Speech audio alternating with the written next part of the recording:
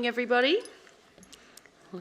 Hope you all had a good night last night after you left. The journo in me wants to know what everybody got up to, so I'll be checking in with you at morning tea. Welcome back, and if you're joining us for the first time, either here at the BCEC or watching online, I'm Pip Courtney, host of the ABC's Landline program, 12:30 Sunday, last show of the year, just get that plug in, and I'm your MC for the National Food Waste Summit. I begin today's proceedings by paying my respects to the Jagera and Turrbal peoples whose land we meet on today, and to all First Nations and Torres Strait Islander peoples from whichever lands, waters and skies you are joining us from around Australia. I pay my respects to their elders, past, present and emerging. Today promises to be another important day in the journey of fighting food waste in Australia. Yesterday was a great example of collaboration that in the Australian food waste community, people committed to fighting food waste, coming together to find common ground and to share what they've learned so others can benefit. This morning we have another diverse and exciting range of speakers and topics before we break for lunch and the official summit program draws to a close. After lunch, there's the Fight Food Waste CRC participants meeting, followed by the Fight Food Waste Limited annual general meeting. The showcase area also continues today, so please check the program to see if there's a session you'd like to attend. And of course, the exhibition booths are in operation until this afternoon, if you haven't had a chance to visit them yet. Some other quick notes. Thank you once more to the valued summit sponsors, the silver partners, QDES, and bronze partner, Escavox. Thank you also to the venue hosts, the Brisbane Convention and Exhibition Centre, for working with everybody here to minimise the food waste generated from our presence. And thank you to all of you for playing your part. A reminder that the hashtag for the event is hashtag Food Waste Summit. Please share what's happening here among your networks. Now on to today's program. It's very exciting to have the Honourable Meaghan Scanlon MP, the Queensland Minister for the Environment and the Great Barrier Reef, and Minister for Science and Youth Affairs here today. As Minister for the Environment, she is driving Queensland's Climate Action Plan, which outlines the state's economic and environmental blueprint to create jobs and reach zero emissions. That plan is headlined by a $2 billion renewable energy fund and the $500 million land restoration fund. Prior to entering politics, she worked as a solicitor and was then elected on the Gold Coast in 2017. She served as the Assistant Minister for Tourism and Industry Development before being appointed Minister in 2020. Please note that as the Minister will be joining us again soon for a panel session, any questions you have for her can be saved until that session. Ladies and gentlemen, please join me in welcoming the Minister to the stage.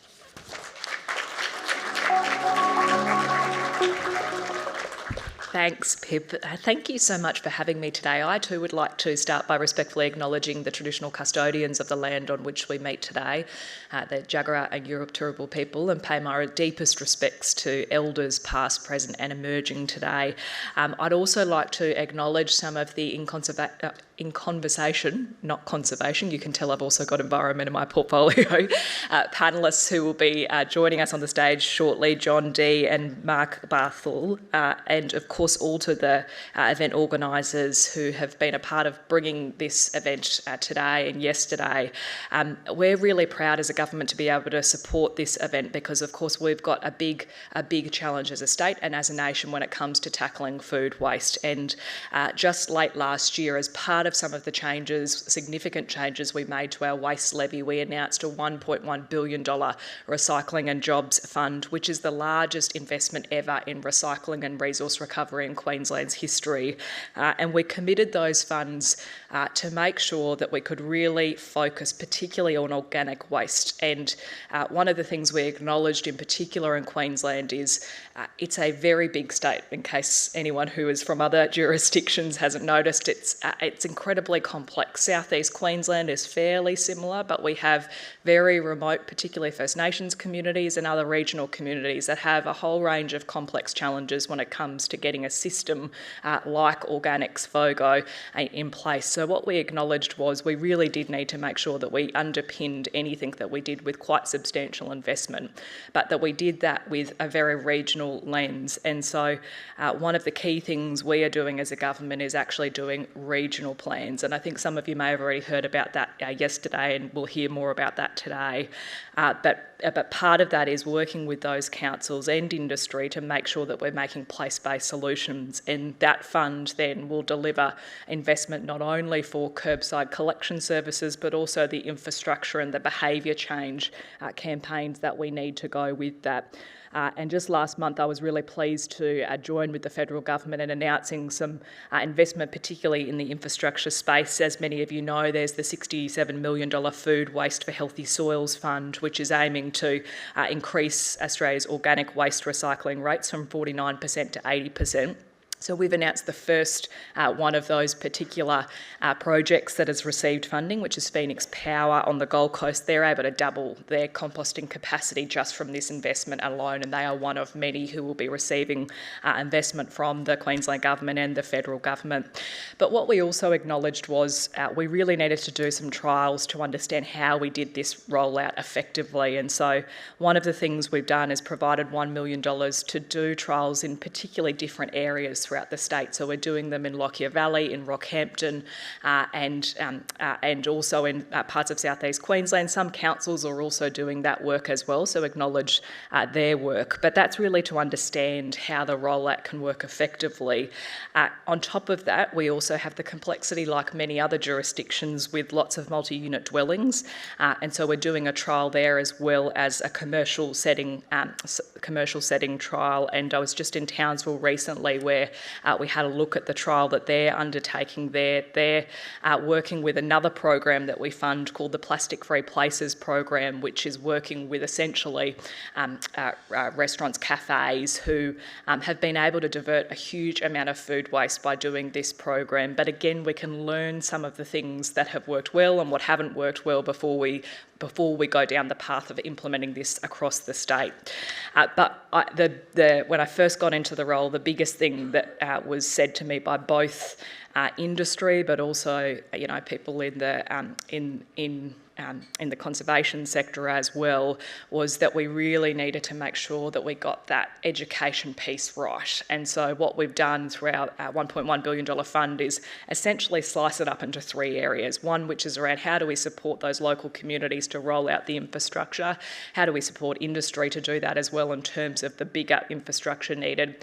But also, how do we make sure that we have an effective behaviour change campaign that underpins all of that, and ideally make it as harmonised as possible? Because I very much hear the concerns put by industry. When you're playing in different jurisdictions, you rightfully want it to be as consistent as possible, and we should be getting it as consistent as possible in a state. That's complex when we have local government who has the levers as well, but I think part of our regional planning process has really allowed us to get everyone to the table to acknowledge that we all have a shared goal. We don't all have endless supplies of money, but we have the same intention. And if we can work out at the very beginning where the holes are and make sure we can then determine who is the appropriate body to fund those holes, then we can make sure that that system is as smooth as possible to roll out. But as part of that, as I said, we need to make sure that we get that education piece right as well. And so we're partnering with organisations like the Waste and Resources Action Program, the Love Food, Hate Waste Program, to make sure that we can roll out that to not only households, but also to make sure that we can roll out more systems in our schools. I'm also the Minister for Youth Affairs, and every school that I go to, young people, the two biggest issues they talk about are waste and climate change. And they want to be a part of the process. And what we decided quite early on was that not only did we need to develop some education materials to make sure that information was really being embedded at a very early stage, and I'm a firm believer in the pester power that young people have when they go home and hopefully harass their parents to do the right thing.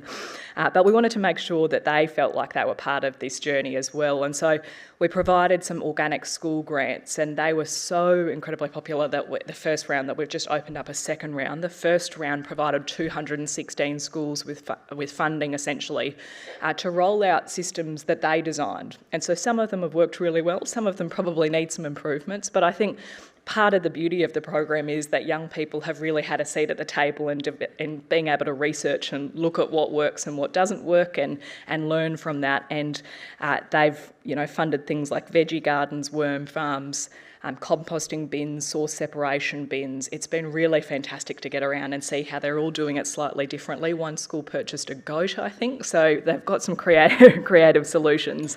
But really wonderful to see, because these people are going to be our future leaders, and if we can embed those sort of learnings early on, hopefully we can make a difference going forward. We also acknowledge, though, that we need to have evidence-based research when we're making some of these decisions. And what we've done is partnered with the Fight Food Waste Cooperative Research Centre. We've provided around $700,000 funding through to 2027 to work across just this year alone, but then also 9 research projects to look at things like food labelling, date labelling, I should say, for food, best practice for hospitality and food services, decision trees for institutions, and being able to measure some of the impacts from household food waste reduction interventions. And I understand a number of those updates will be provided today, and you may have heard some of them already, but a really key area that I think governments need to invest in to make sure we're making informed decisions. And I suppose I just wanted to end on the why. We're all here to try and tackle things like food insecurity, climate change, and ideally create a whole lot of jobs in the process, although Queensland doesn't seem to have quite a big problem with jobs at the moment. We almost have too many jobs and not enough people, but we're working on that. Of course, we all know that food waste produces around 8% of the global greenhouse gas emissions, and if it was a country, it would be the 3rd largest greenhouse gas emitter in the world. And in Queensland, we know that we've got quite a journey to go on if we're going to reduce those emissions. I'm also responsible for emissions as a whole on behalf of the Queensland Government, and while waste it takes up a fairly small proportion of our emissions when you look at all of the other sectors, it's still important, and we can make a real and meaningful difference. And I think waste is something that people, and particularly organic material, is something people feel like they have an actual ability to make a change. Some of the other sectors are really complex. They're big industrial changes that are required, and they're quite removed from the general public. This is an area where I think every household feels as though they can make an impact, and I think that's really something that we need to tap into.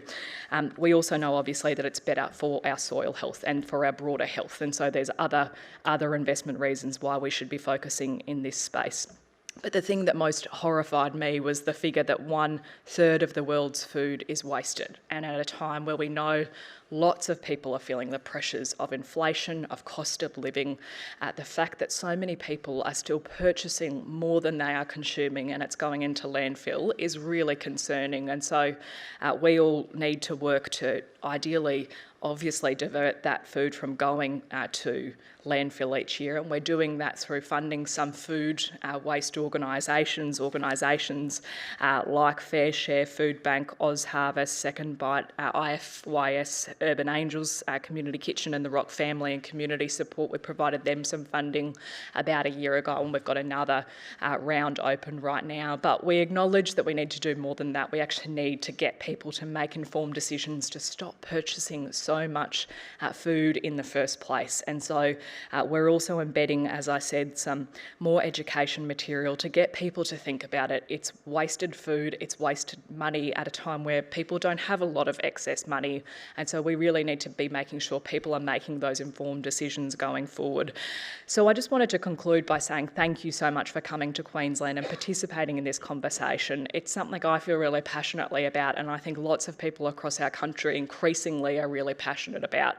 But we acknowledge that we don't have all of the answers, and I don't think anyone does, but I think sharing that expertise and knowledge is so incredibly important. So I just want to thank you so much for coming to our state, and please, continue to build those relationships, particularly with our team in the Department of Environment and Science. We know some other jurisdictions have done things ahead of us, and we're keen to find out what your experiences are and your knowledge is so that we can embed those in our systems, and equally we're happy to share share our expertise as well. There's no point in us having this competition. We're all in the world together, and we all have these broader issues that we need to tackle if we're going to make a better place for the next generation. So thank you very much for your time, and look forward to answering your questions on the panel later. Thank you.